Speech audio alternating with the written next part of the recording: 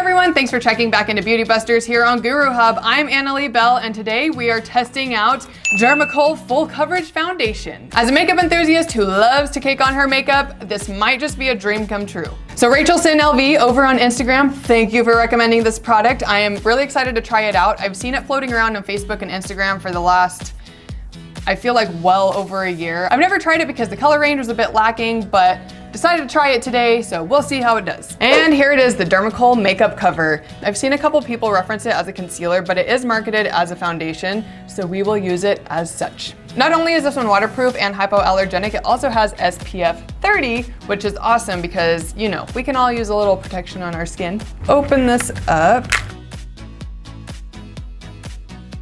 So this is what it comes in, this little metal aluminum tube. I'm not really a fan of this packaging. It seems a bit cheap and inconvenient. If you actually only need as little of this as they say you do, this could last you a very long time.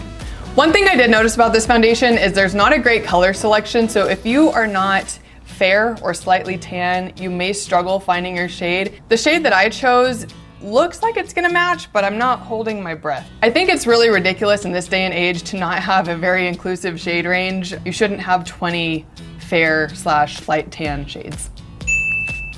All right, so we'll get this open, and it has a little metal thing on there, so we're gonna pop that open with the cap.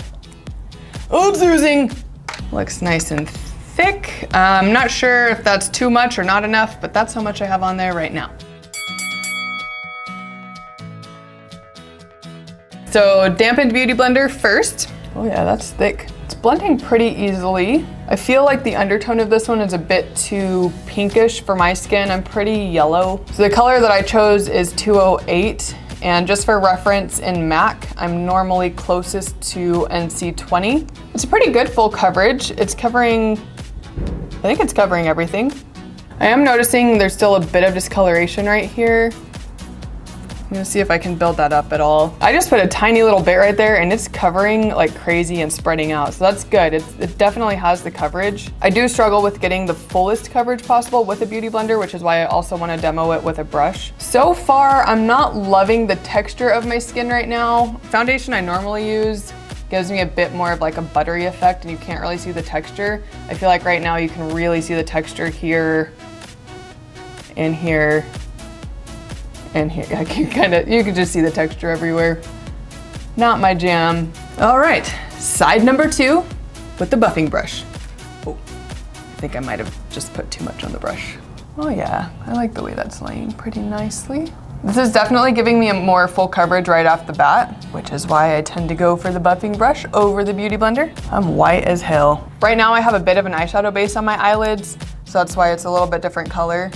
I don't like to put the foundation on my eyelids until I know that it's gonna hold up and not crease, and I don't know about this one yet, so it's not going on my eyelid area.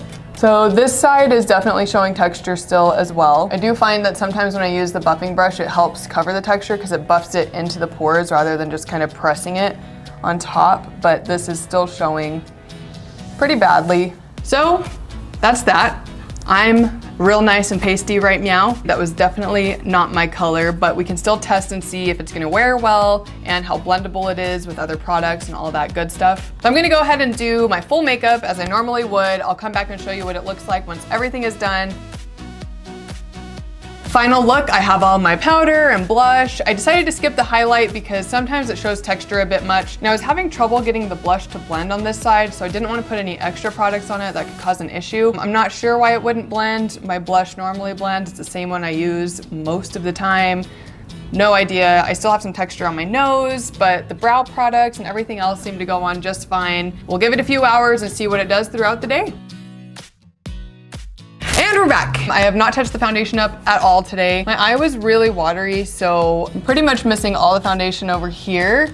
I feel like overall it looks about the same. It's kind of cakey, it's not terrible. It didn't really crease any worse throughout the day. I feel like my forehead and my cheeks and even my little smile lines look the same. My nose is a little bit chunky, but not too bad. I don't feel like my natural oils helped the foundation settle in like most foundations do. Sometimes when it looks cakey throughout the day, it starts to look a little more dewy and kind of natural.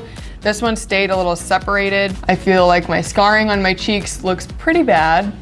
To me, it looks like a cheap full coverage that's kind of worn off. All these things being said, I do feel like had I touched it up throughout the day, I think it would have looked better. I just wanted to see what it would look like if I didn't touch up at all. The only thing I did was kind of blot with my fingers on the center of my face because I didn't want to be too oily while I was out. If you're looking for a really good full coverage foundation, I would highly recommend the Urban Decay All Nighter foundation. I feel like it's a very similar creamy type consistency, but this one actually does cover really well. I feel like it makes my skin look like butter. It looks smooth, it lasts all day, and it's super easy to touch up.